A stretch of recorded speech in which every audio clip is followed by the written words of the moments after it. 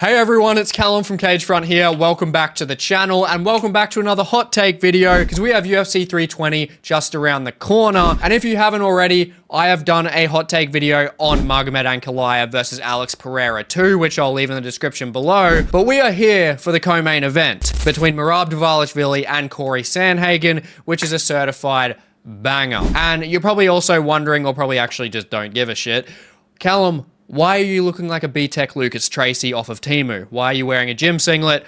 I've literally just been to the gym and I couldn't be asked getting changed and I have to get this video out and I've got work tomorrow. So this is what I'm looking like. But anyway, back to video retention, hopefully. Merab Dvalishvili. As you can see in the title, if you can read, and the thumbnail, Merab Dvalishvili is going to pitch a shutout in this matchup, I do believe. To an extent, I think Cory Sandhagen is one of the most dangerous fighters that Merab has fought, without a doubt, which would make sense as Merab goes through his title fight reign, and Cory Sandhagen is damn deserving of a title. He is damn deserving. I've got to say that right now. He has done favors for the UFC. He has gone and fought Umar Nurmagomedov in a fight night headliner because he wanted to get a Nurmagomedov scalp. And he fought Umar at rank number 11, never had a ranked fight in his career, and he took that chance. And yes, he did lose, but he did show some very, very good skills in that fight. And now he's on a one-fight win streak, absolutely destroying Davison Figueiredo, especially with that grappling and that scrambling capability, which is going to be very interesting in this matchup against Merab. He does have chances in this matchup, so it's a bit misleading in the thumbnail, I won't lie. But all that being said with Cory, Merab is the bantamweight GOAT for a damn reason. His resume is ridiculous. He has beaten guys like Cejudo, like Jan, like Moraes. He's beaten Sean O'Malley twice. He's beaten Umar Nurmagomedov. He's beaten guys that have beaten Cory Sandhagen. Now, first things first, I will say, styles do make fights. Just because Merab beat Umar doesn't necessarily mean that Merab can just absolutely walk through Cory. Stylistically, Cory does offer things that Umar didn't in a matchup against Merab Dvalishvili, which we will get into, but I need to lay out the big reasons as to why Merab is obviously the GOAT here, and the reason why I am pretty confident that he's going to be taking this fight. Firstly, we know he has an absolutely disgusting gas tank. He can last 25 minutes or 50 minutes. He is ridiculous when it comes to that, and he just improves not only when it comes to his cardio over that 5 rounds, but when it comes to his confidence, knowing that he has that cardio and seeing his opposition wilt. We saw that against O'Malley in the first fight. We saw that against Umar Nurmagomedov, especially in their fight, wilting through round 3, 4, and 5. And it's also evident when it comes to his control. His control-based game, he's able to get the takedowns, really ride singles, get through doubles. He's really good with his cage pressure, good with chain wrestling. He's really, really good with top control. I mean, I can just go on and on and on. And that not only improves that just cardio basis for him because he just drowns out the opposition, it's improved his striking pedigree because it's amplified by the fear of the takedown. Like Sean O'Malley and Umar Nurmagomedov, to an extent, could not fully unleash their striking ability because the fear of the takedown is there, and for them to get completely ran through with that cardio difference. That's why Merab is so special as a fighter. I mean, he's special in other ways, that's for sure, but as a fighter in the cage, he is very, very gifted when it comes to that cardio, and that as a base, we can clearly see it fucking works. And we know that he's improved his submission game as well. He submitted Sean O'Malley in his last fight. It's really hard to identify significant holes in his game the more he fights. He's nullified Umar Nurmagomedov when it comes to his Taekwondo-based striking. He's eaten shots as well. I mean, you look at all these fights that he's had with like Henry Cejudo, Marlon Moraes, when he's fought Sean O'Malley, Umar Nurmagomedov, he gets hurt in almost every fucking first round there is, but he is just so in shape. His recovery is so damn impressive. He's so hard to take out. He's always there. His chin does get cracked, but he just recovers. He recovers straight away. And that's the thing. That's where I will say there is a bit of an inkling of doubt when it comes to Merab, because Cory Sandhagen, he is one of the most dynamic strikers that Merab Dvalishvili has ever faced. We know that because Cory Sandhagen can give someone the Frankie Edgar treatment and pop a flying knee straight up the middle as a counter strike. And that is a very, very big point in terms of counter striking. Cory Sandhagen has very good counter striking and knows that he has the confidence there to be on the back foot because he has good scrambling ability on the ground.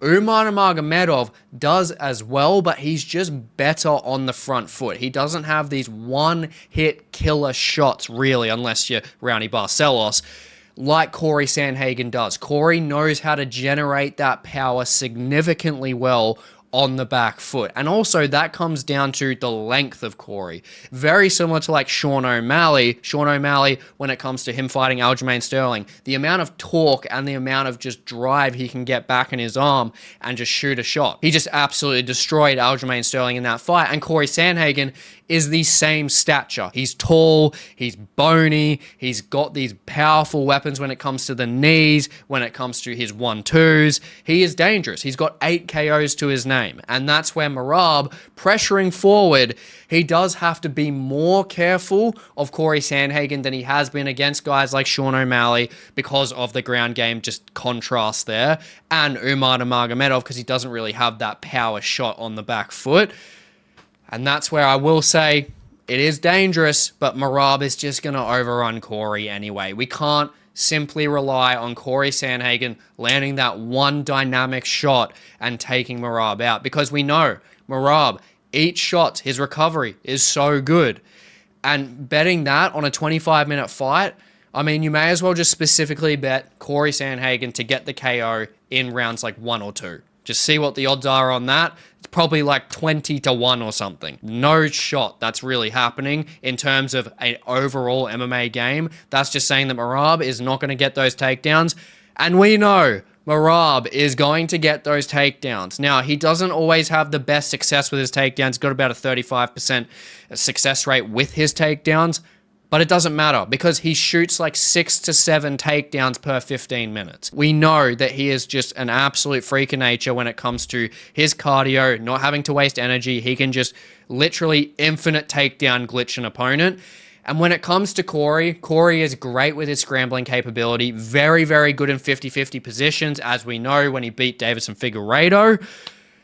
But it's just not going to be good enough against the top control and that heavy pressure of Merab Dvalishvili on top of him, especially if Merab is passing to side control. He's too strong. He's too compact on top. Cory Sandhagen is not going to be able to utilize those scrambling abilities to just completely get out of the way of Merab round after round after round. It's just not going to happen. Will it happen in the first round? I honestly think it can. I think Merab is going to actually struggle in the first round to the point of losing that first round. I think Cory Sandhagen is going to come out really fast on that linear axis like he did against Umar in their first round. He's going to be really fast with the 1-2s, constantly switching stances. And Merab doesn't switch. Merab doesn't switch. He stays in orthodox, but orthodox definitely works for him. But Cory is just going to be very, very quick. He's so much faster than Merab. Definitely watch back the last 2 fights he's been in. Extremely quick. And when it comes to that on the linear axis, he's going to give Merab some trouble at the start. Merab could possibly get a takedown there, 1 or 2 or 17 in the first round. But I think Cory's scrambling capability at the start when he is fresh is very, very dangerous. He was able to make sure that Umar Nurmagomedov could not keep him down in the first round. He was stuffing single legs perfectly, really just not allowing Umar to run the pipe, use the cage to his advantage, and got away from him safely. But I will say, when it comes to Cory, he struggles with double legs. He struggles with double leg takedowns because Cory is so aggressive and is so good at using a lot of space when it comes to the linear axis. So he's very good at in and out, just striking really fast, getting out. But the problem is with Merab timing that with a double leg, Cory's hips are going to be so far out in front of him. That's the problem. When they're so far out in front of him and Merab times a double leg, he's not stuffing the double leg. It's just not going to happen. Like, Merab will get him down. He'll be able to control him. And that's where I think that control will more so come through in the second round. I think Merab will do a good job of nullifying Cory's game on the ground when Cory has been a little bit more spent. And then I think in the third round, that's where Cory's going to come back a bit. He's going to utilize a bit more striking there. Very, very good with his 1-2s, good with his switch stances, good with his body kicks as well. I mean, I can explain more of Cory Sandhagen's striking capabilities. We kind of know his arsenal. He does have those dynamic shots to take Merab out. He is faster than Merab. If it stays on the feet completely, Cory honestly probably will take him out. But Merab is not going to stay on the feet the whole entire time, because that would be stupid. And Merab, honestly, knowing him, he's probably going to do that in the first round just to, you know, scare everyone's bloody multis. But just the fact of the matter is, there's so much more depth in Merab's game. Like, we can say that he's going to control Cory for, like, you know, 4 rounds or 5 rounds, but that's not the only thing to Merab's game that we have seen in the last 2 fights. Merab's striking, especially when it comes to his flurries of hooks, really just pressuring and suffocating the opposition on the back foot, like he did to Sean in the second fight, and like he did to Umar, especially in rounds 3, 4, and 5. He just flusters them, then goes to hunt a single, then he goes, or he does that weird takedown, I'm not entirely sure what it's called, but he goes to grab a leg and goes up high as well. So he goes to, like, take them down. I'm trying to fit it in the screen here. But he goes to take them down. So this is the legs. This is their upper body. And he puts his, like, body on the side and then tries to flick their body out and take them down. And he does that so well when he's going to hunt a single with the bottom and then he throws an overhand with the right hand. He landed that on Umar extremely well in their fight. And he's just got those tools. He's really got those tools. And I think the biggest takeaway that I've got to say when it comes to the feet and it not being just a clear case for Cory to take that if it stays there, Merab's timing with his right straight really caused Sean O'Malley and Umar Nurmagomedov some damn problems. And he had some power in there too. I mean, in that 5th round, he hurt Umar. He hurt him with that straight right. I mean, it's just the timing, and he knows he can do it because he's got more confidence, especially as the fight goes on, in combination with the takedown offensive threat that he has. So the longer this fight goes, the more likely that obviously Merab is going to finish the fight. But firstly, Cory is so damn durable. He's got great recovery himself. He's very hard to hit. He's just got great cross-axis movement, very, very good on the linear and the lateral line. He's going to be hard for Merab to actually hit, but Merab is going to obviously implement those takedowns so well in the game. And when it comes to Cory's scrambling capabilities, great in maybe the first round, second round possibly. I think going on from there, it's not going to be like Cory scrambling with Umar. Umar is very, very good transitionally to try and take the back.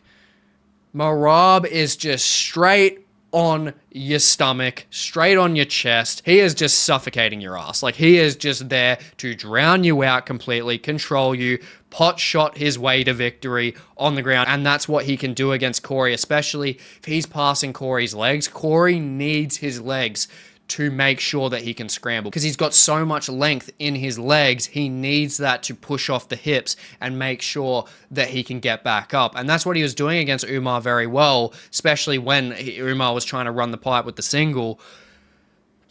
But Merab is just so good with the doubles. He's really, really good with top pressure. I think this is just a different kettle of fish when it comes to the ground game. We've seen it with Merab. He's so good at getting those takedowns, consistently applying pressure across the 5 rounds. And Cory is a genius when it comes to MMA. He's extremely, extremely adaptable to fight styles. He's very, very good at scrambling. Like, he's very, very well-rounded. More well-rounded than Merab overall, I do believe, still. But Merab's keys going through a 5-round fight with that 5-round experience as well that he's consistently been having now, I've got to say, I think Merab is going to take a 48-47 here. Possibly a 49-46. I think Cory, as I said, I think he's going to take the first round there. I think he's just going to be able to use more dynamic striking, really work with the strike speed in the first round, which is obviously going to wilt over time. and he's just going to be able to outland Merab. He's going to need to knock Merab out in the first 2 rounds. That's the blueprint for anyone. If they don't knock him out in the first 2 rounds, Merab just absolutely wrestle humps them to death. And that, I just think, is going to happen again here. And I know it's not necessarily a hot take when it is the most likely outcome that he does get a decision, but it's really something that we need to talk about anyway, because Cory is someone that does have that dynamic striking that honestly I think has the best chance of taking Merab out of any matchup that Merab has had. So there is that chance there. I want to push that as a huge disclaimer.